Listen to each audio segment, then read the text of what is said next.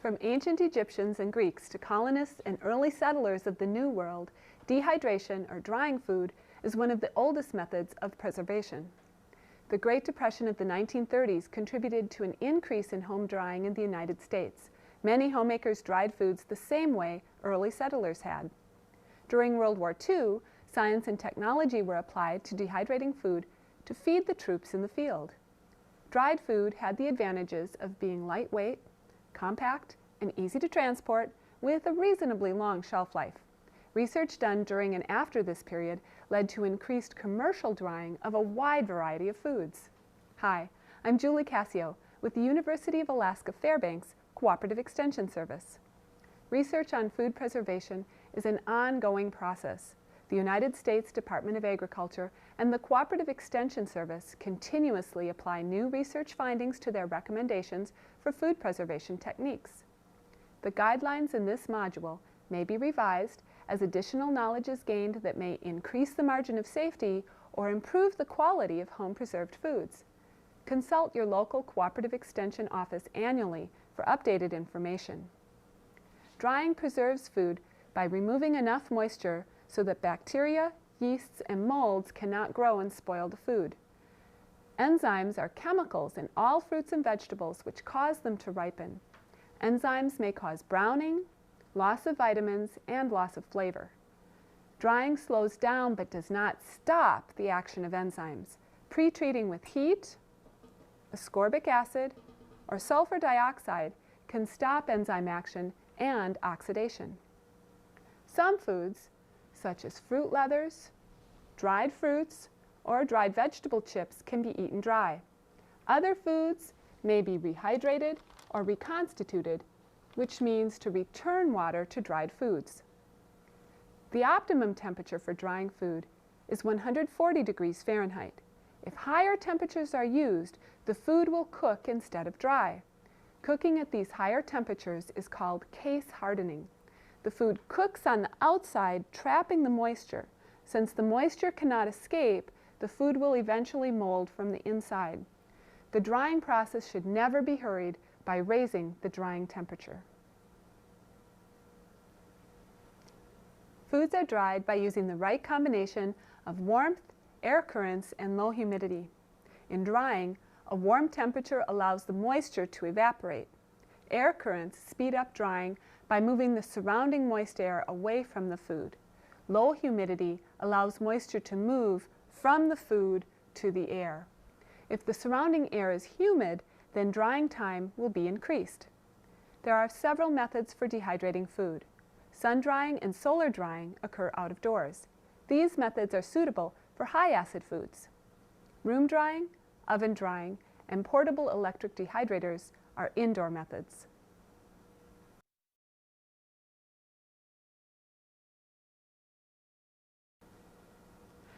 Room drying differs from sun drying since it takes place indoors in a well-ventilated attic, room, car, camper, or screened-in porch. Herbs, hot peppers, nuts in the shell, and partially dried sun-dried fruits are the most common air-dried items.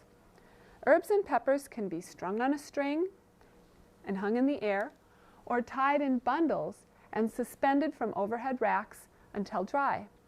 Enclosing them in paper bags with openings for air circulation protects them from dust, loose insulation, and other pollutants. Temperature is key to drying foods in the oven. Turn your oven to 140 degrees Fahrenheit and open the door about 2 to 6 inches to increase air circulation. Place a fan outside the open oven door to also improve the circulation. Of course, this is not safe if small children are around. Because the oven door is left open, the temperature inside the oven will vary. An oven thermometer placed near the food gives an accurate reading of the temperature inside. Adjust the temperature dial of the oven to achieve the needed 140 degrees Fahrenheit inside. Use trays narrow enough to clear the sides of the oven. Cake racks placed on top of cookie sheets make a good option for many foods. The trays should be narrow enough to clear the sides of the oven and about 3 to 4 inches shorter to allow for air circulation. The oven racks holding the trays should be 2 to 3 inches apart. Before using this method, test your oven to determine if it can hold an inside temperature of 140 degrees Fahrenheit or lower. If the temperature remains above 140 degrees Fahrenheit, case hardening is an issue. Choose another method for drying foods. Be aware that food takes twice as long to dry in an oven as in a dehydrator. The oven is not as efficient as a dehydrator, and it uses more energy. Oven-dried foods usually are darker, more brittle, and less flavorful than food dried by an electric dehydrator.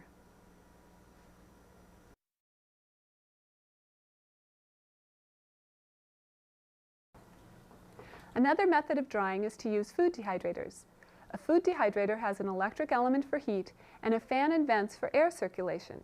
It's designed to dry foods fast at 140 degrees Fahrenheit. The major disadvantage of a dehydrator is its limited capacity. Features of a portable food dehydrator may include double wall construction of metal or high-grade plastic. Wood is not recommended because it's a fire hazard and it's difficult to clean. Enclosed heating elements, a countertop design, a dial for regulating the thermostat that can be set from 85 to 160 degrees Fahrenheit, a fan or blower, 4 to 10 open mesh trays made of sturdy lightweight plastic for easy washing, the UL seal of approval, and a timer. Often the completed drying time may occur during the night, and a timer could turn the dehydrator off and prevent scorching. It's a nice feature, but often expensive. The air may flow through the dehydrator horizontally or vertically. In a unit with horizontal airflow, the heating element and fan are located on the side of the unit. Advantages of horizontal airflow are several different foods can be dried at one time, all trays receive equal heat penetration, and juices or liquids do not drip down into the heating element. This dehydrator is metal with a wood grain coloring on it. In a unit with a vertical airflow, the heating element and fan are located at the base or in the lid. If different foods are dried at the same time, the flavors can mix.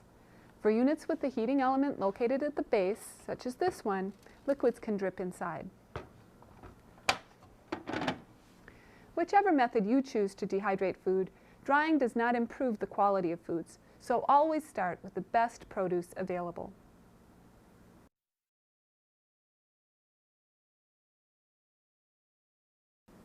Drying time depends on the type of food, the size of the pieces, the moisture content of the food, and the drying method.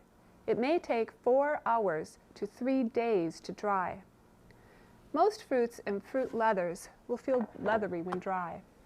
This apple fruit leather has a nice leathery feel to it. The moisture content will be about 20%, which is fine for these high acid foods.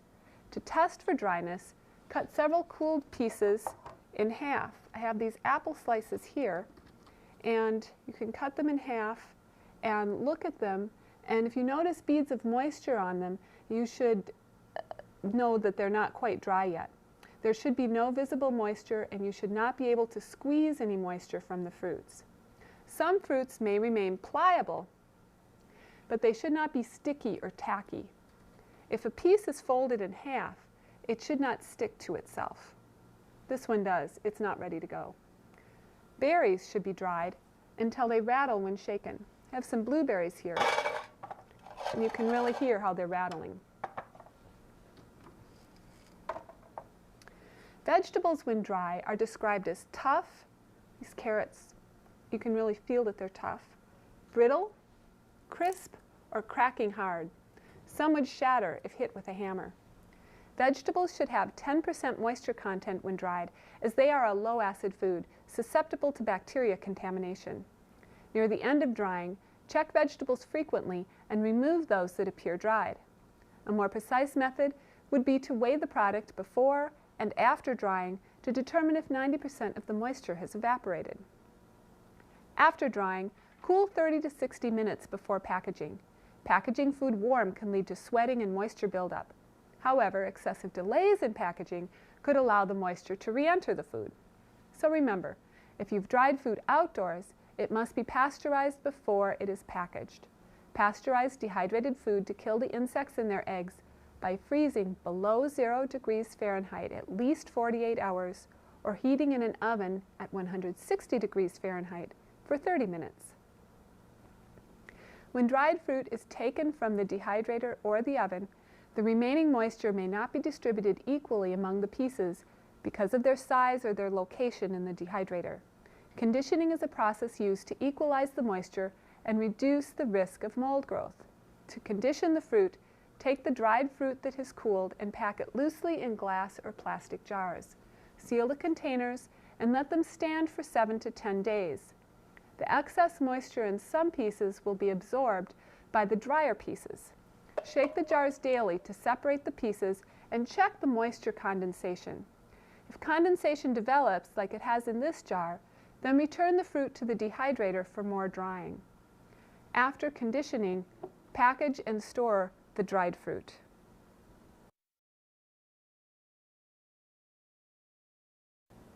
Proper storage prevents insects and rodents from eating the food. It also keeps moisture out and saves nutrients. Use glass jars or vapor-proof freezer cartons with tight-fitting lids. Heavy-duty plastic bags with pressed-together seals are acceptable but are not insect or rodent-proof. Screw lids or covers on glass jars to prevent insect contamination, but it is not necessary to heat process the jars. Metal containers may be used if dried food is first placed in plastic bags.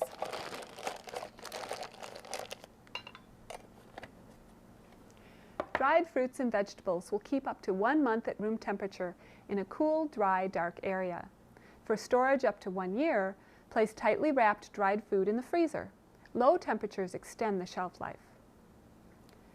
Dried fruits can be eaten as nutritious snacks or can be soaked in water or juice for 1 to 2 hours and used in favorite recipes. Sliced vegetables can be eaten dried as tasty vegetable chips for dips, though most vegetables are refreshed with water before use. To add water back to vegetables, soak in water for 1 to 2 hours. Use 2 cups of water for each cup of dried food. I have 1 cup of water here for about 1/2 cup of mixed vegetables. Using boiling water speeds up the soaking period. Dried vegetables can be added directly to soups or stews without pre-soaking, drawing on the liquid in the soup or stew for rehydration during cooking. Just make sure there is enough liquid in the soup for that rehydration. We have discussed different methods of dehydrating food, foods that are commonly dehydrated, considerations for drying high-acid foods like fruits and low-acid foods like vegetables, and how to determine if the food you have dehydrated is dry enough. Now it's your turn to dry food for your eating pleasure.